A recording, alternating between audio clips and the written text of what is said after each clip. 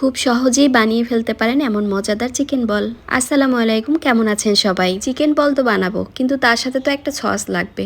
তো সসটাই আগে রেডি করি। এর জন্য পুড়িয়ে নিলাম একটা টমেটো, কয়েকটা কাঁচামরিচ আর কয়েকটা রসুনের কোয়া। পোড়ানো হয়ে গেলে ঝটপট চুলা থেকে নামিয়ে ফেলি। এইদিকে আবার কয়েক টুকরো মুরগির মাংস কেটে নিলাম, একদম ছোট ছোট করে কেটে নিয়েছি। আমি এখন শিলপাটায় এগুলো বেটে নেব। আর সাথে এই যে পেঁয়াজের কালি নিয়েছি ছোট ছোট করে কেটে, কয়েকটা কাঁচামরিচ নিয়েছি আর একটা আলু নিয়েছি। আলু বাদে সবগুলো আলাদা আলাদা ভাবে বেটে নেব। আলুটা আমি আলাদা আলু কুচি কাটার মেশিন দিয়ে কেটে রেখে দিয়েছি। এখন সবগুলো বাটা উপকরণের সাথে একটু লবণ দিয়ে দিলাম, সয়া সস দিলাম আর একটু গোলমরিচের গুঁড়ো দিলাম, এটা সাদা গোলমরিচের গুঁড়ো। সাথে দিলাম গরম মশলা গুঁড়ো। আলাদাভাবে পেঁয়াজ ভেজে রেখেছিলাম দুটো শুকনা মরিচ দিয়ে, সেই পেঁয়াজ ভাজা আর শুকনা মরিচ দুটোই এর সাথে দিয়ে দিচ্ছি।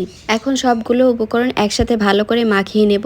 এখানে মাখানোটা একটু ভালো করে মাখাতে হবে যাতে সবগুলো একসাথে মিশে যায়। যে আলুটা কুচি করে রেখেছিলাম সেটা একটু ভাপে দিয়ে আমি সেদ্ধ করে নিয়েছি, হালকা একটু সেদ্ধ করে এখন এই আলুটা মিশিয়ে দিচ্ছি এর সাথে। আলুটা একটু গরম ছিল বলে আলু ভর্তা বানানোর এটা দিয়ে আমি একটু মাখিয়ে নিচ্ছি ভালো করে।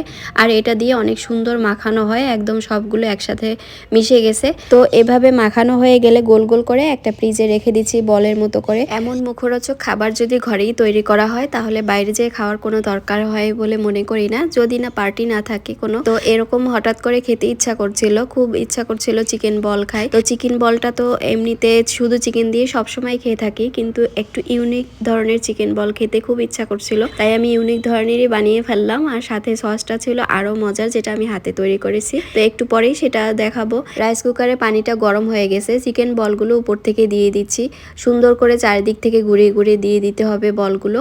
আর বলগুলো এত সুন্দরভাবে সেদ্ধ হয়েছে এখানে। ভিডিওটি ভালো লাগলে লাইক দিয়ে মতামত দিবেন, ভালো লাগলে শেয়ার করে দিবেন। তো সবকটি বল দেওয়া হয়ে গেলে আমি ঢাকনা দিয়ে ঢেকে দিয়েছি, বলটা হতে থাকুক আর এইদিকে আমি সসটা তৈরি করে ফেলি।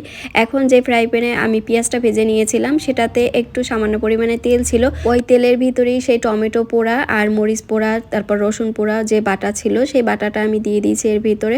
এখন সাথে দিয়েছি একটু গোলমরিচের গুঁড়ো, তার সাথে গুঁড়া দুধ গুলিয়ে দিয়েছি একটু। এখন ভালো করে জাল দিয়ে নেব।